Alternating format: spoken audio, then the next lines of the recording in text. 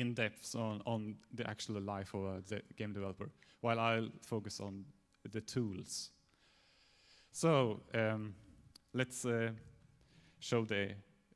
Yeah, I already explained this more or less, but the key thing is also I get a lot of emails from people who are asking how do I get started, how do I work for Mojang, and I'm going to like try to help as many as possible now today, especially on how to get started. How to work on Mojang, that's a much larger topic, okay? So I'm going to talk about myself. I'm going to talk about what game development is. I'm going to show you a secret, like the key that will help you very, very, very much. And then I'm going to go through the tools, and I'm going to show you some Java examples.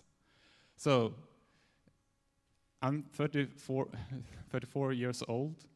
I started programming when I was around 12 or something. And I've also gone I have a master's degree in computer science. And the reason why I have that is maybe not because I needed to know programming, because I loved making games, so I learned programming more or less on my own. But 10 years ago, I was working for a company that went bankrupt, and I had to make a decision, and I decided, well, I don't know enough maths. So I decided, okay, I'm going to do another run at school, because I had actually already dropped out from the university because I thought it was boring. So then I realized, okay, I need more like basic science knowledge. So that's why I went back to school, and I finally got my degree. And I can say that if you're interested in doing the programming part of game development, well, maths is a really good subject to know about. Okay, but I wasn't a whiz kid or something. I just was very, very interested. I started programming in QBasic because my dad was a journalist and he had a PC at home with MS-DOS. And QBasic was a programming language, and it was also a tool.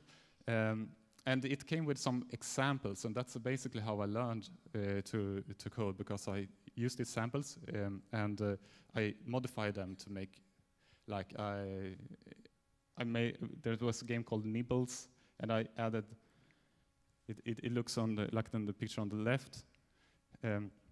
I made it possible to play 3 players just by copying code. I didn't really understand what I was doing, so I was more like this dog.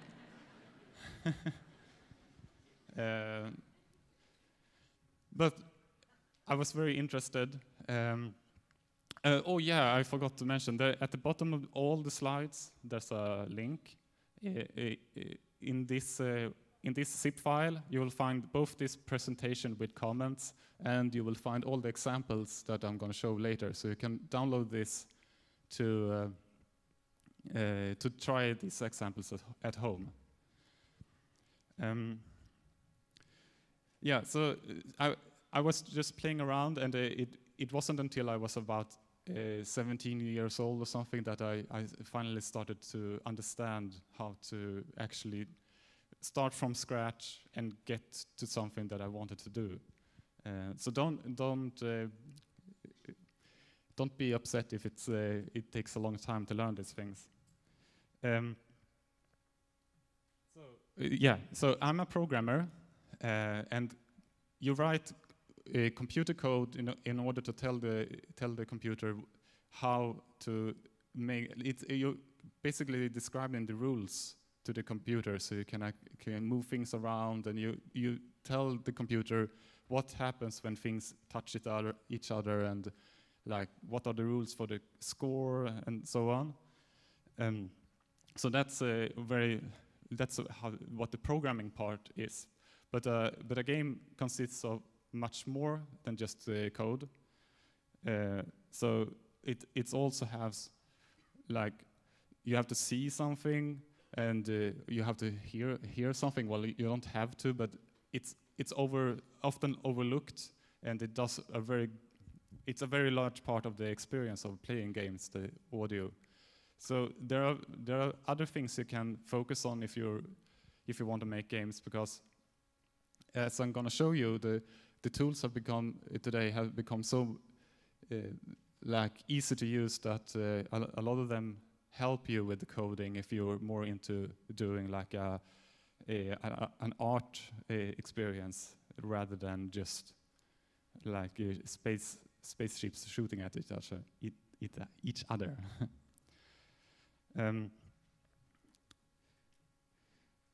But as I've already hinted at, it's kind of difficult to make a large game. You have to know a lot about computers, and computer gaming covers a lot of different areas.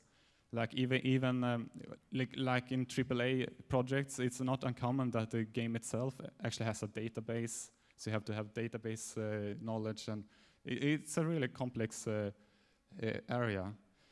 But the good thing about learning how to code, learning more about how to make applications, is that your computer will become so much more useful. It's no longer just a toy. You can actually make it do what you want it to do, and you get a much better understanding of your computer. And I think that's very useful in today's environment, since you're always using computers at whatever you're doing.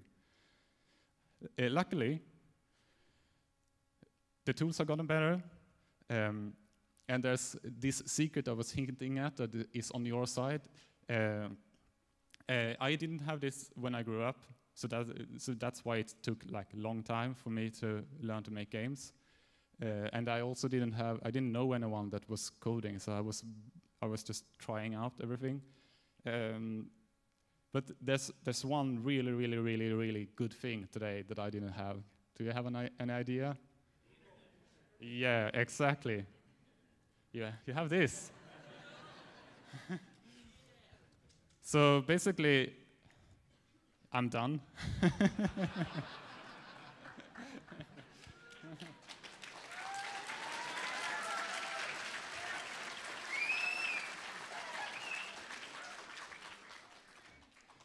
But I'm going to show you the tools, as I promised.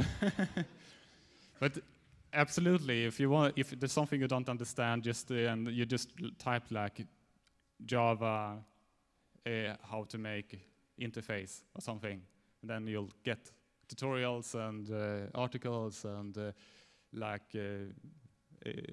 Yahoo questions and all kinds of things. Some of them are not very helpful, but you'll learn how to navigate the jungle out there. But yeah, so now I'm going to talk about the tools. And I'm going to do it from what's called low level and up. And low level doesn't mean it's easier in any way. It actually usually means it's harder, because low level is when you're fiddling with the bits and you have to handle memory management yourself, and it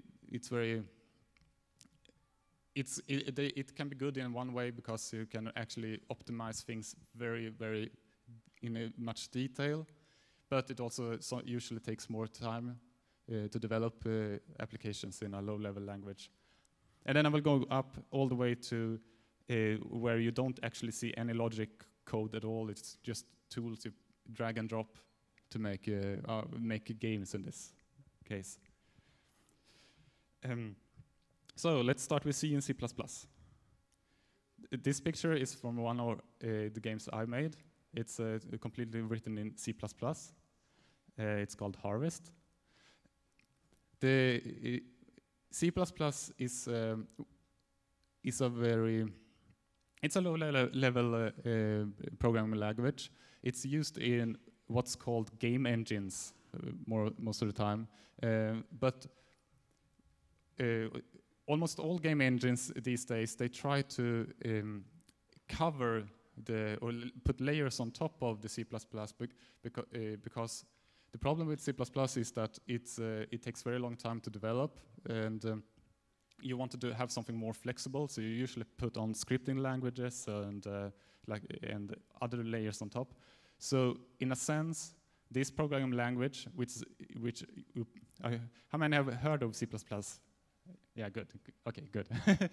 It's kind of in decline because of that, because all the large studios, all of them have C++ engines, more or less. But as I said, it takes, you rather want the games to be data-driven. So it means you want to have the engine should just read from other things in order to present the game. Yeah, let's see if I can explain this in a better way, but I'd say that you should not start with C++, but you should know about it, because that's what all the studios use today in their engines. Okay. Then there's a very similar language called, oops. Oh, I had all the slides. Oh yeah, of course, I must tell you where to find this. If you're on Windows, you can use Visual Studio Express. You just need a Microsoft account, like Hotmail. If on Mac, you have Xcode, and both of these are free. And there are C++ is very well documented, so just get a book, because even if you have the internet, it's nice to have a book that gets you through the starting and going into more complex parts. And this is a kind of an old language as well, so there's lots of information. And as I said, the trend is not to use C++, but to cover it with other languages. And then there's a similar language called D. This is slightly more modern than C++. It has more flexibility in the syntax of the language. I couldn't find very much information on how to make games in D. So, but if you're really interested in this, I mean, if you're really into programming already and want to see something new, then you should look up D, because that's a very interesting language for one that is a nerd like me. All right, but let's move on to slightly more higher level languages. So we have Java. It's an interpreted language. You don't really need to understand what that means, but basically, instead of creating a standalone application, to run the Java application, you will need to have Java installed. So that's basically it.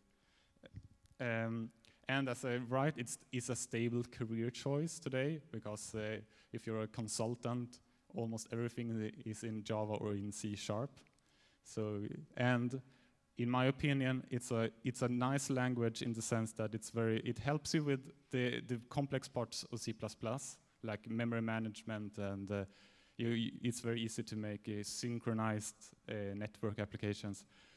While it's not as dynamic like Lua and Python, because it has what's called hard-typed variables, and I think that means that when you want to keep a value in memory, you have to specify what kind of type that value is. For example, an integer or a string. In dynamic languages, you usually just say, I need to store something in memory, and it can be anything. But when it's hard typed, you can't change this type. And for me, that makes the code slightly easier to understand, even if you have to type more, because you know what's expected of you. And also, when you write code, you have something called the compiler that turns it into something that the computer can understand. And if you have hard-typed variables, the compiler will tell you if there's a problem. So I think it helps. But let's go on. We also have C#. It's like Java, but by Microsoft. It has become really popular in game development because of a tool called Unity. We use Unity when we make the client side of the game scrolls. I'm not a Unity user myself, but it's on one of my to-do lists to learn this much better. But it's really popular tool. Many of these tools costs money. This is one of those, but they have a free version as well. You can read more about it on the website, of course. Yeah, but let's go on. So now we're going to even higher. So JavaScript is similar to Java, but it's focused on well, actually, it's only for browser applications and some Chromebook applications. It's similar to Java, but it's more dynamic. And if you're using you can actually edit code in a browser. For example, if you play Cookie Clicker, you can open the Java console and you can type game.ruinthefun. Then you get all the achievements. As I think I have on this one. Yeah, I have I don't know how many numbers that are, but I produce a lot of cookies. Yeah. But I don't use JavaScript, but there's a really nice thing about JavaScript, and that's a really great tutorial on getting into programming. It's on the Code Academy. Yeah, Code Academy. And these are like step-by-step instructions just to how do you store a number in an application, and how you do an if statement and so on. And it's really nice. And one thing about programming is that even if you know one, you don't have to focus on one programming language. You can learn one, and then it's kind of easy to change over to another one. So I can recommend this one if you're really new to programming.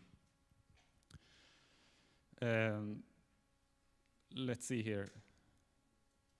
Yeah. Oh, yes. ActionScript is also slightly on decline, I think, but it's used on in what you know as like Flash games, like on Congregate and such.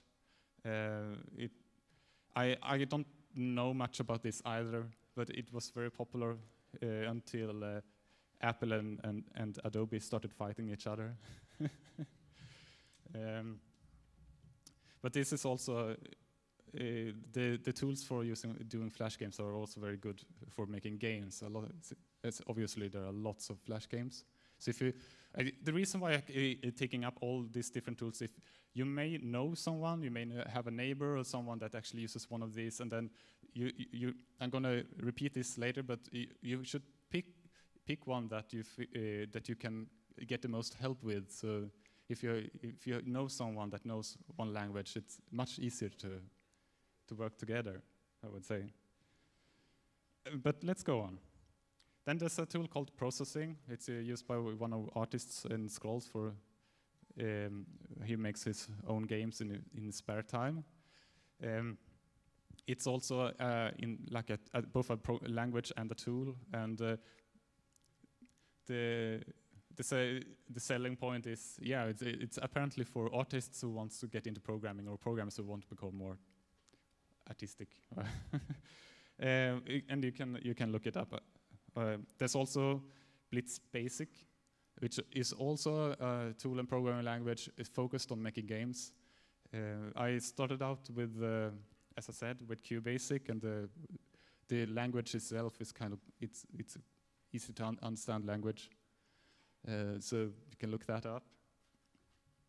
And then we have Pygame, and the Pygame is like a library for Python to make it easier to make games. And obviously, since this is also a script language that requires the Python engine to run. This is also very popular. I haven't used it much myself. But on the other hand, I've used very much Lua. Lua is also a script language, and this has become really popular because it's easy to integrate, as I said, in C++ engines. You like to add a script on top, and Lua is one of those very popular scripts. And it's used in World of Warcraft for modding. We also use it in our game engine, Daisy Moon. So you know the game Cobalt, that like 95% of the game is in Lua script. So it's all Lua. Which is giving us problems now when we want to convert the game to Xbox, because it's not fast enough on Xbox. It's because we use a just-in-time compiler to make it fast on PC, and that's really, really great. But on the Xbox, it has a anti-hacking hypervisor that prevents you from executing in memory code. So that's a technical problem. So we'll solve that somehow. Anyway, the Lua is really nice. There's another engine called the Love engine for making games that you can try. Yeah, you will probably see this in various places. There's also this Corona SDK.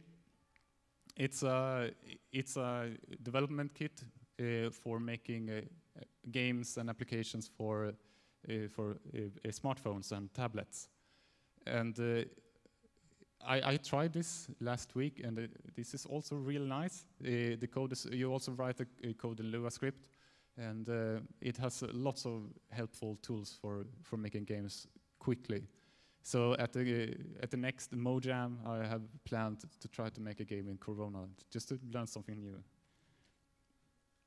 Yeah, let's go on.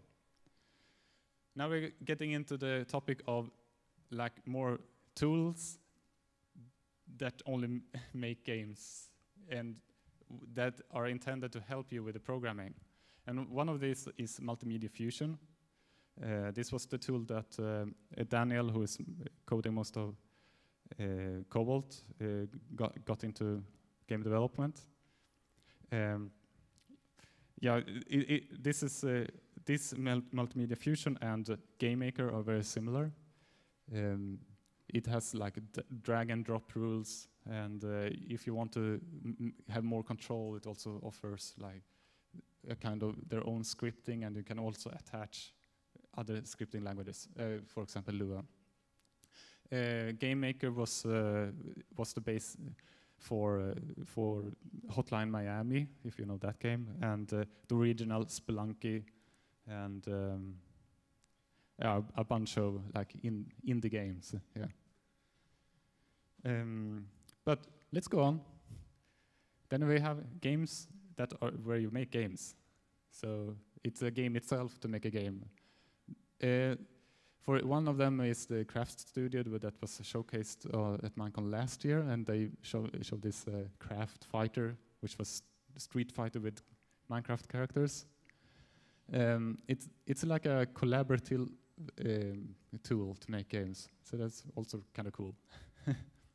All right, but let's go on. Yeah, so pick the one that you can get the most help with, and that sounds interesting. And yeah, just randomly. I'm going to show you more Java now, but as you can see, there's very many options. Also, oops, yeah. Also the never mind. Let's do the Java tutorial instead. So the reason why I'm doing this is because Minecraft uses Java. Java is like free because Oracle provides the tools for free download. Nothing is free in this world because it makes you dependent on Oracle, but that's a different problem. And as I said before, it uses strong typing, and I kind of like that when it's learned. So let's do this. Okay, first you can look at it when you're at when you're home, but get the Java development kit from this URL. Get a so-called IDE. It's basically just a fancy editor which helps you compile and debug your code. It's very helpful. It's much better than using Notepad. I personally use Eclipse. A lot of the people at the office use IntelliJ. There's currently a campaign to get me into IntelliJ as well. So but I still use Eclipse. And then I'll show you how to create an empty project.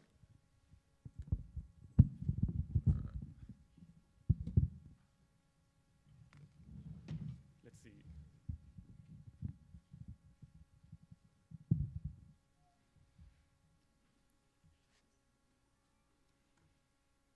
So now I've downloaded the Eclipse and I given it a workspace, for example, C/workspace.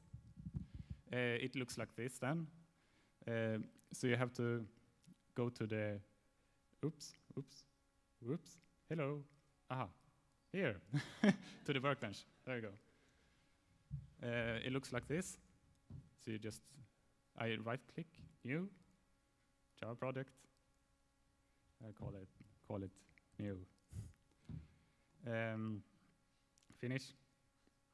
I have a source folder here, and then new class. If I'm going fast here now, as I said, you have the internet. There are hundreds of tutorials that will show you how this works. But first, okay, so I just make this is my new main, okay? Then I click this thing here, which says create a main method for me, and the main method is where the application will start. Woohoo! Oh my God, this is a small window. Let's close some things. Can I? Woohoo! Nope.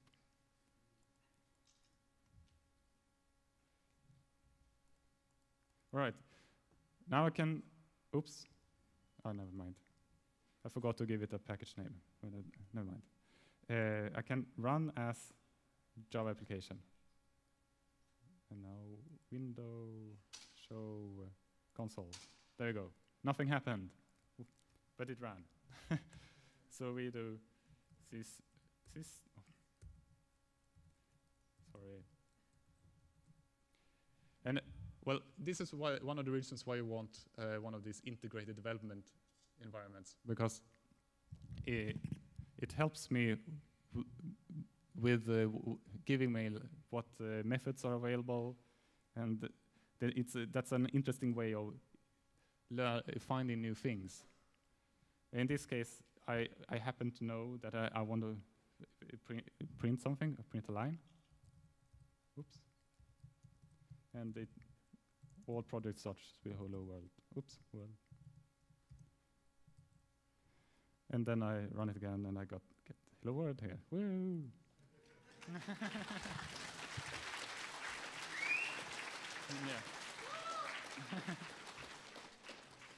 Yeah. And again, if you don't know if there's something wrong with your code, it will help you. It will show it says syntax error, insert a semicolon. Okay. And then you can actually, you don't actually have to do that. You can press in Eclipse, it's Control-1. Oh no, we didn't have suggestion. Okay, let's try something else. If I have, let's do like this. Just, this is meaningless, but to just show you, if you have an error here, you can press Control-1, then it helps you, like add unimplemented methods. And you get those. Yeah, so this is a little bit like an overcourse for now, but just to show you. Anyway, so we look at this again, and we take the next slide. Get examples. So if you saw the link down here, I included a couple of examples. So I have them here. I have Catacomb Snatch from Mojang 1. I have Nuclear Pizza War from Mojang 2. And then Code Breaker game just happens to be called a trademarked name, so I'm not going to say it. And I put them in my workspace.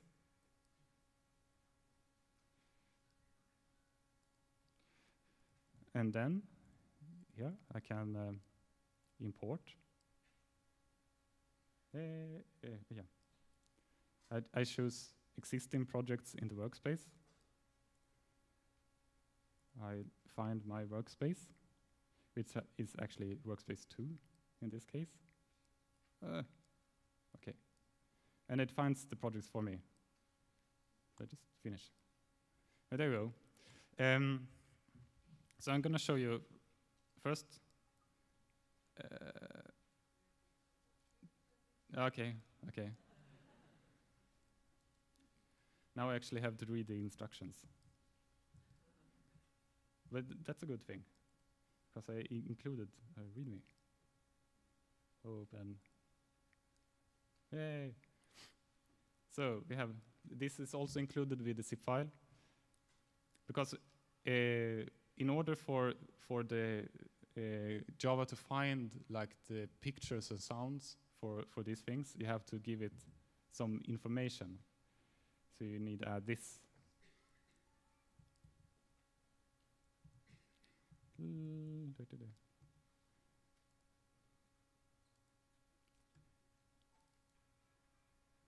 So I'll just run, and it gives me an error.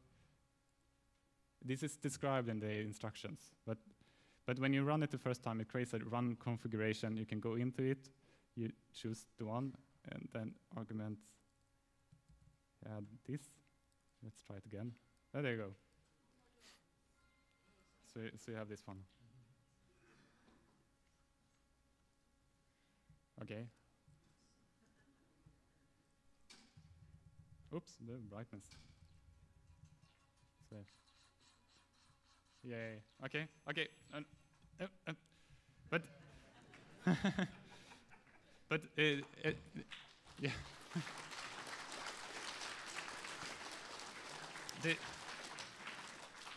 The thing about this is not to like show you the games. It's because this is how I learned to make games. I found examples and then I played around with them, so you can like look how did they do this, and you can. Well, I can't really navigate this code right now, but for example, you can just like change how much damage the weapons give, and you add your own weapon and things like that.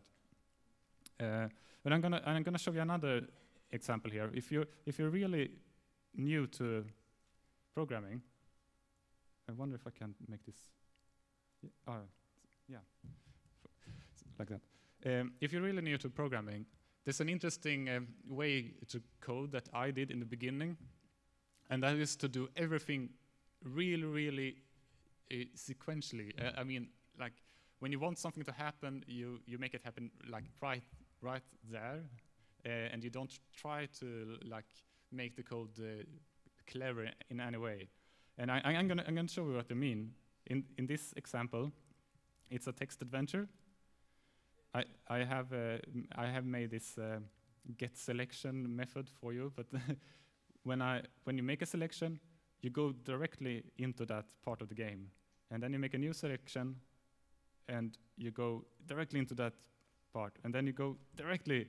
So there's no, it's everything's like you go deeper and deeper into the code, and there's no returning.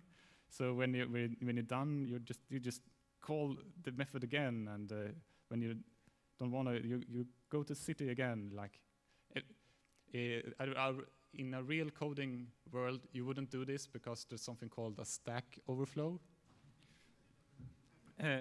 But this is for on this level. The challenge is just to understand what's this if statement. If you want to learn just that, this is a way to ignore everything else and just get started. And I'm going to show you this game. Oops. Okay. So we have the console here. So this is the game. So I can exit. Okay, thanks. That works. And I start a new game, and I'm a dwarf. Okay, dwarf. Okay, I leave the city. Now it said, oh, it's covered in sharp pebbles.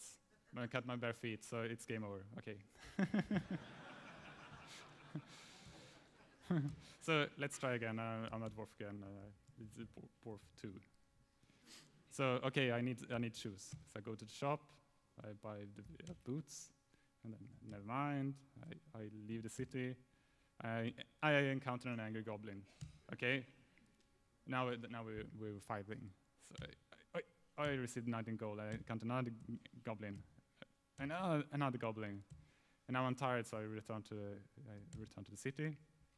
I go to the taverna. I receive my health. I go to the shop. I have 82 gold, so I buy the sword, and so on. So this is one way of doing games. Also, obviously, this is easier because you don't have to think about making artwork for the game. But I've also included this code breaker game. So this shows you how to use. This is called Java Swing. It's a user interface library in Java. So this just shows you how to use labels to make this. Oops. Guess one right. This is actually the optimal strategy, in case you were wondering. Oh, okay. So let's try white here. White, orange. Double blue then.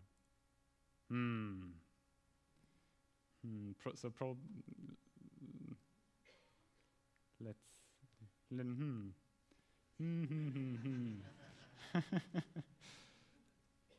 So let's say it should be red here instead, and it should be orange here. And we remove the white. So this one was there. No, that can't be right. This is embarrassing. I'll close it down.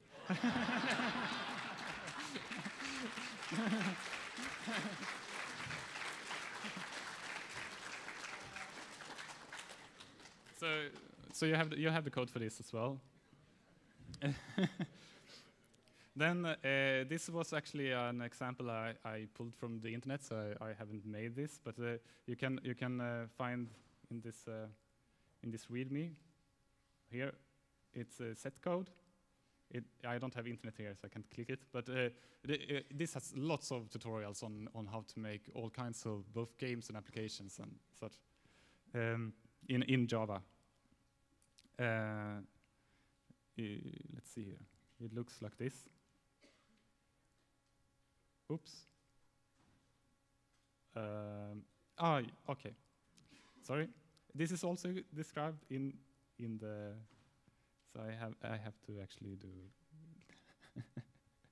This one it seems really complicated. I know, but I think I have to add that one. There we go. So I don't remember how to shoot. Oops, not like that. Okay, let's just game over. Yeah, but that example and this, you go here for a lot of examples on how to make Java 2D games. Oops, I just told you not to click that. And then and there's also like more simpler Java examples here. When you get into more depth of Java programming, you will discover that most of the games made in Java actually use some kind of it's called native library. For example, Minecraft uses the one called lightweight Java game library, and these are to get more performance, and especially when you make 3D applications. But when you feel ready for that, again, you have the internet. There's lots of information. There's one cool library called libgdx that you can look up if you're already a slightly advanced developer in Java. God damn it! What? Sorry? No, but No, but I pressed back. And this file it's on my hard drive. Okay. All right. Let's go on. What's next? Oh yeah, I talked about these.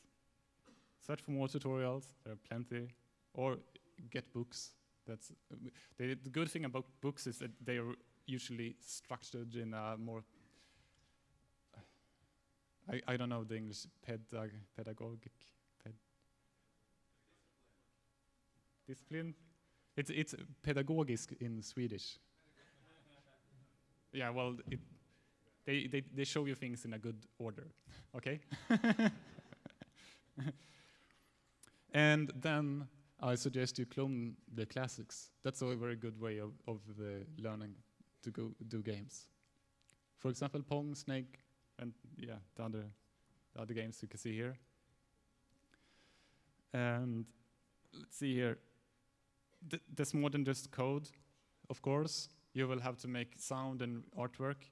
There are plenty of tools for that as well. I use GIMP when I make the sprites for Minecraft. It's like Photoshop, but stranger. And we use Blender at the office for making 3D models. We don't make many 3D models yet, but we have some prototypes in which we have more 3D elements. I mean, in Minecraft, all the models are coded. They are not modeled. So it's a bit different. And again, there are books on game design as well. There's books on how to draw sprites as well. And then you can get advanced. As I said, there are libraries. And there's Minecraft modding.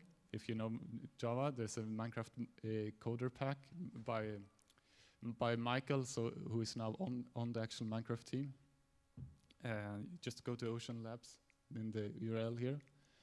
It's a tool that opens the jar file of Minecraft, lets you do modifications, and then packs it together again. So you, for example, can you can actually make all kinds of mods if you want, but also simple things like removing the creeper from the game. All right, let's finish this. There's a really cool forum called javagaming.org for Java game development discussions. You can go there. I talked to them. Well, I mean, I didn't actually talk to them. I was writing in the forum about me talking here, and they had some really cool ideas on their tips and hints on how to do games. So you can go and read about it there. And there's also this independent gaming source. It's a discussion forum for people, hobbyists that make games. It's a really nice place to.